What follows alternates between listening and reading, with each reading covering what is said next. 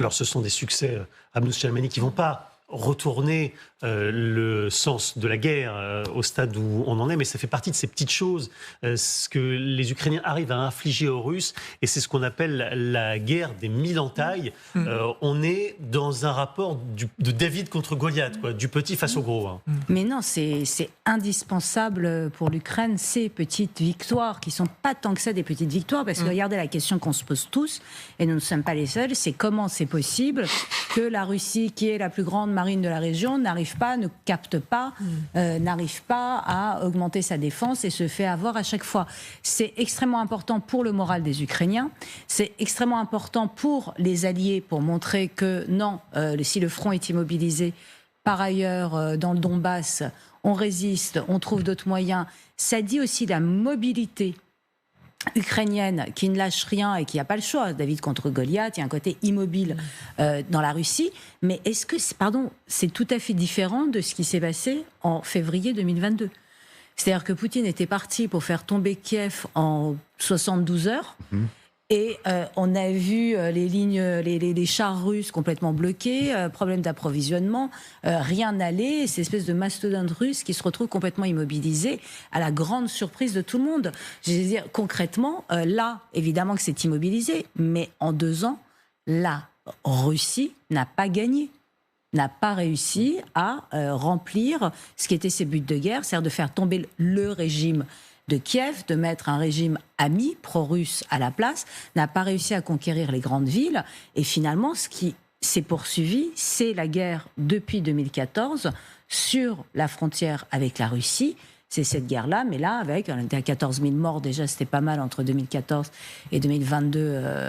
Et c'est cette guerre qui continue à plus grande ampleur, mais il n'a pas réussi. Alors oui, Kiev est bombardé, stratégiquement, toutes les zones d'énergie que ça sont bombardées, c'est une vraie guerre, mais je veux dire, ce qui se passe en Crimée au niveau de la marine russe, c'est à l'image de ce qui s'est passé pendant 2 ans sur le front terrestre.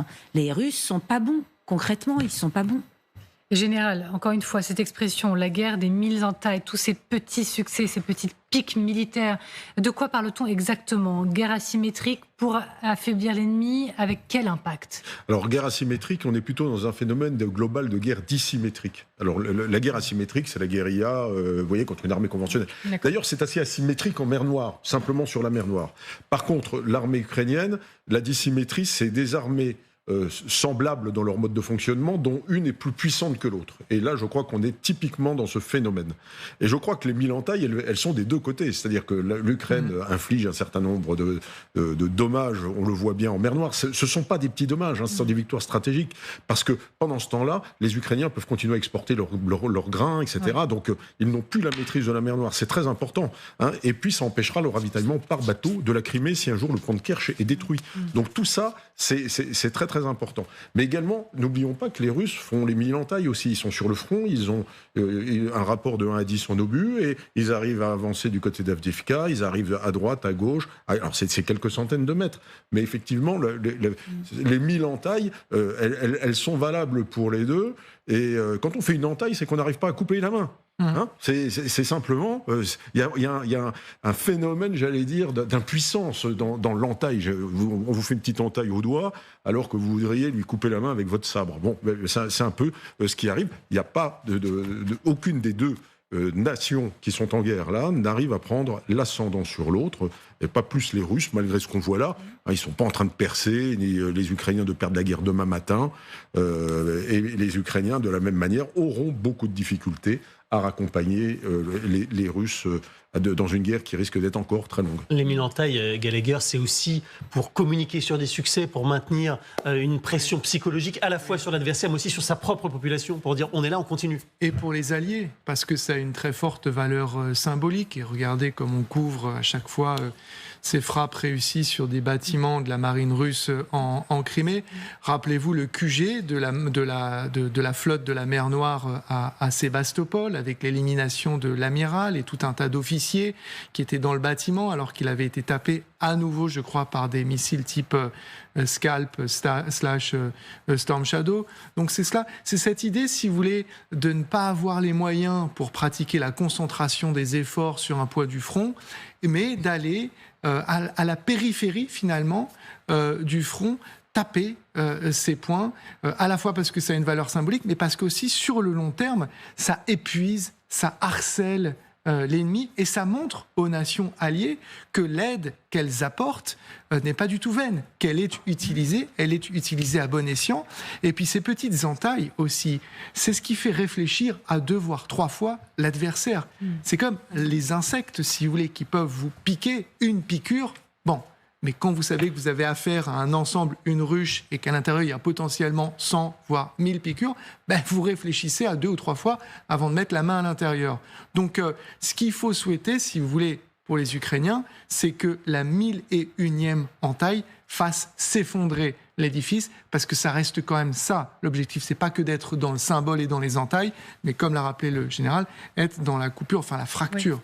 Parce qu'en l'état, ces 1000 entailles, elles ne permettent pas d'avancer franchement sur le front pour les Ukrainiens. Et au contraire, ce sont plutôt les Russes, encore une fois, qui avancent, et notamment du côté de Tchassiv Yar. Ils ont gagné là-bas, les Russes, environ 1 kilomètre. Les Ukrainiens espèrent de leur côté tenir avec leur ligne de défense. Et on va voir des images qui ont été diffusées aujourd'hui.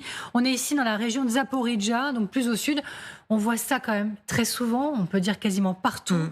C'est une course contre la montre. Abnous Shalmani, l'avancée des Russes, les lignes de défense. Oui et non, parce que là, on est quand même dans un enlisement. Là, ce qui compte, c'est vraiment l'impact, ce que disait Gallagher, c'est que les alliés continuent d'être des alliés, de soutenir, de voir que le soutien financier, militaire qu'ils apportent est utile. Le but, c'est que les Ukrainiens ne décrochent pas, et on n'en a pas parlé, mais il y a aussi un problème de mobilisation, je veux dire de soldats. Les soldats ukrainiens qui ont en moyenne d'âge 40 ans, qui sont sur le front, commencent quand même sérieusement à être fatigués. Mobilisation générale, ça pourrait être compliqué, de toute évidence, mais en tout cas, il faut aussi convaincre les alliés, mais convaincre sa propre population qu'une victoire est possible et qu'il faut se battre aussi pour ça. Donc, je pense qu'il y aura tout un travail à faire. Et je ne sais pas, là, on est installé dans un temps long. Moi, il y a une seule chose qui m'inquiète, c'est effectivement l'état démocratique de l'Ukraine. Je pense que là, les élections ont été annulées, mais si on est parti dans un temps long de guerre, de vraiment de territoire, de mètre par mètre, d'entaille par entaille, ça serait vraiment malin d'envisager une reprise, même si le Parlement continue à siéger, même si tout est en huis clos, ça serait bien d'imaginer une reprise démocratique, parce que ça aussi, ça compte. C'est-à-dire que plus la Russie va s'enfoncer dans l'autocratie, et là, après ce que vient de vivre après l'attentat islamique et la réaction de Poutine qui va forcément être démesurée, et où le peuple va être encore plus opprimé, il y aura encore plus d'interdits, je pense que c'est important que l'Ukraine présente aussi un visage le plus démocratique possible, et que malgré la guerre, surtout si, comme on est parti pour un temps long, la démocratie continue d'exister par un moyen ou pour un autre, mais qu'on le sente, qu'on le voit, que c'est une vitrine qui est quand même fondamentale, et je pense que ça joue autant que les victoires militaires.